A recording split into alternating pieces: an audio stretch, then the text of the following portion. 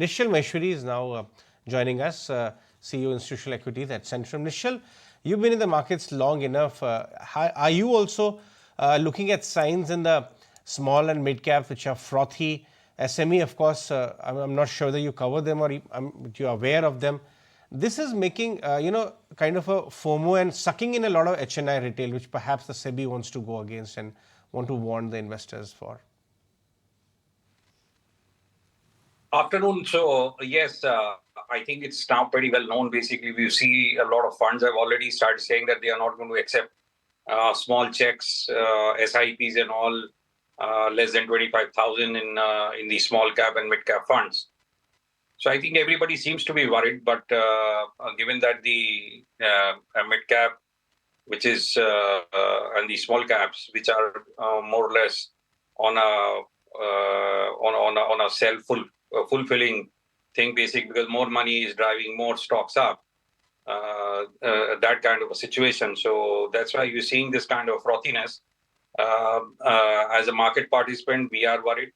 As far as the SMEs are concerned, we do not track them, but I hear a lot of noise around there, and issues which are 25, 50 crores are getting subscribed up to they get 1,000 crores, 2,000 crores. So I think that it's a totally different level of frothiness in the SME side. But I think even in the small cap and mid caps, there is a lot of pockets where there is extreme exuberance.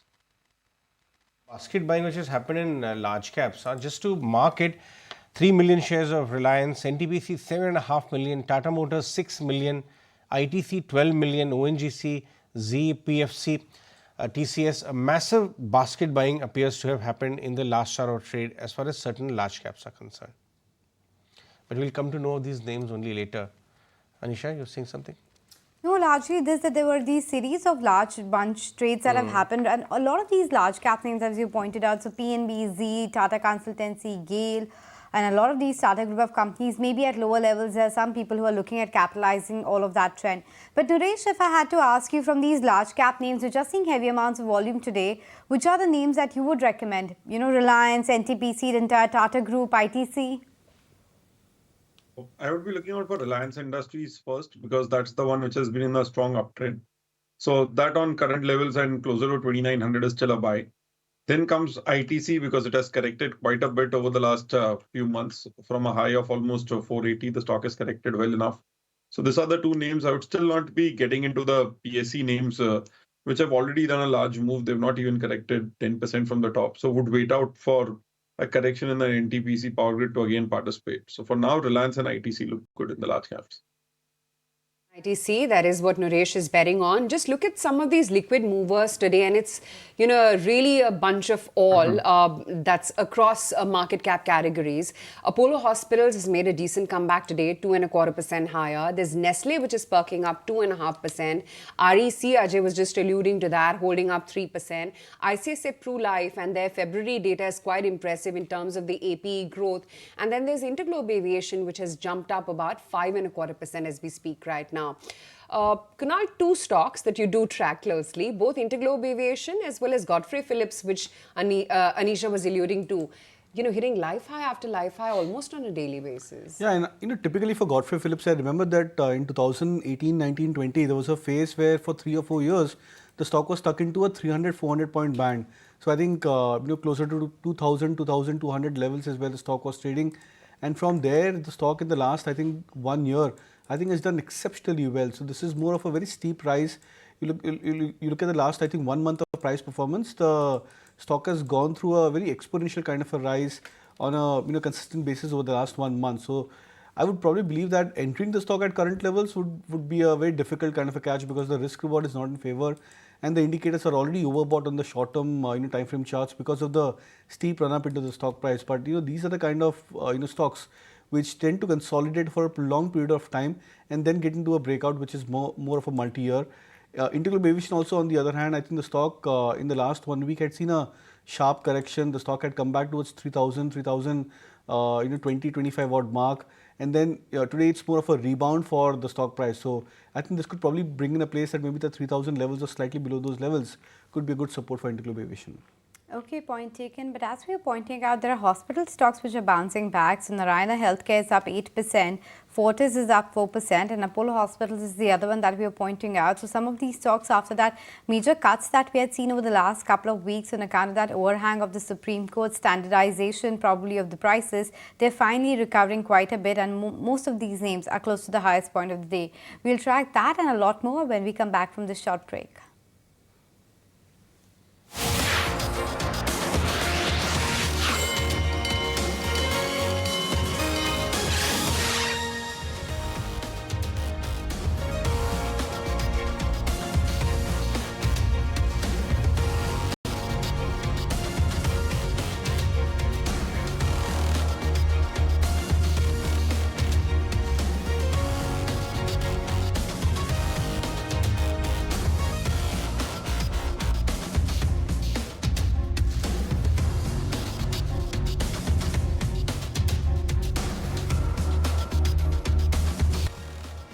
Back with closing trades right here in ET Now. Another block deal, not just in Reliance Industries, but I think Tata Power as well had a sizable block trade in.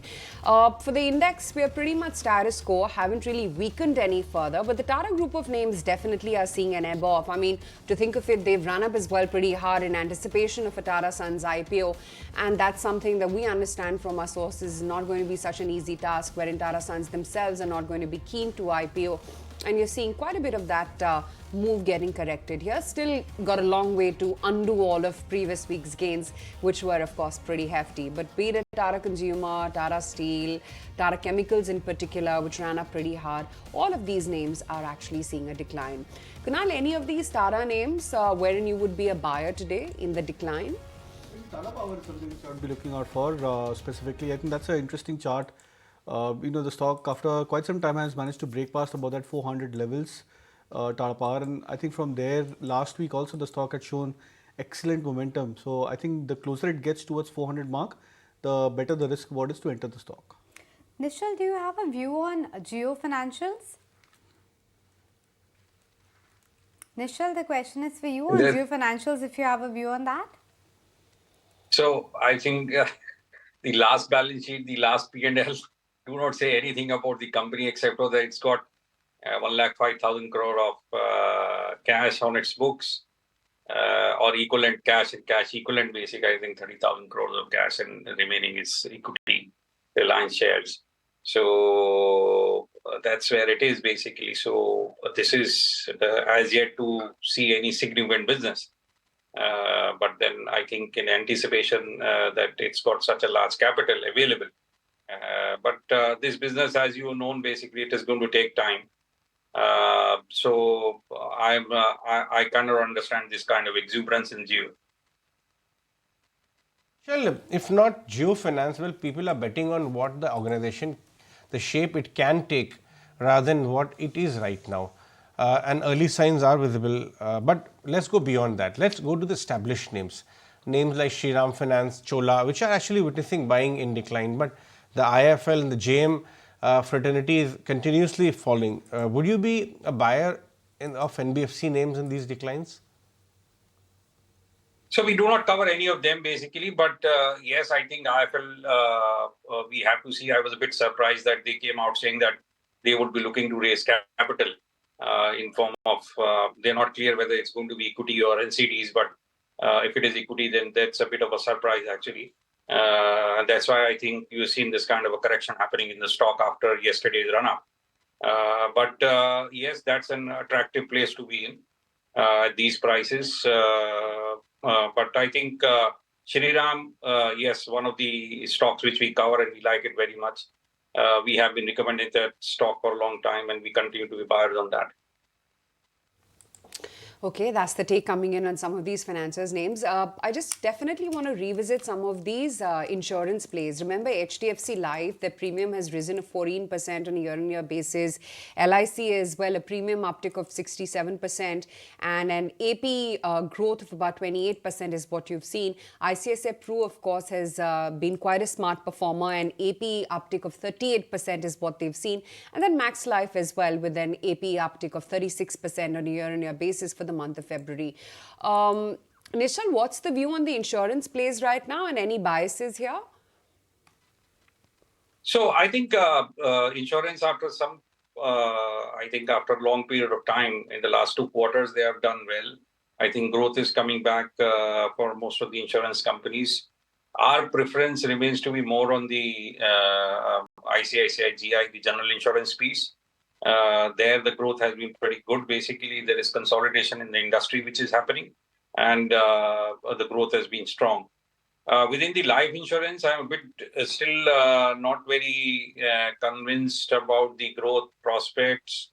Sorry, not the growth prospect, but the growth trajectory. And I would want to wait out a few more quarters before we see strong growth coming back. But there, our top pick remains to be SBI Life, followed by HDFC. Nishal, what's the view on a lot of these capital goods industrials play? We keep on seeing these order wins come by for a lot of companies, whether it's the railway segment or the power distribution segment. Siemens in their commentary as well in a recent interview said they're looking at expanding. They're focusing on capital allocation, open to inorganic route as well.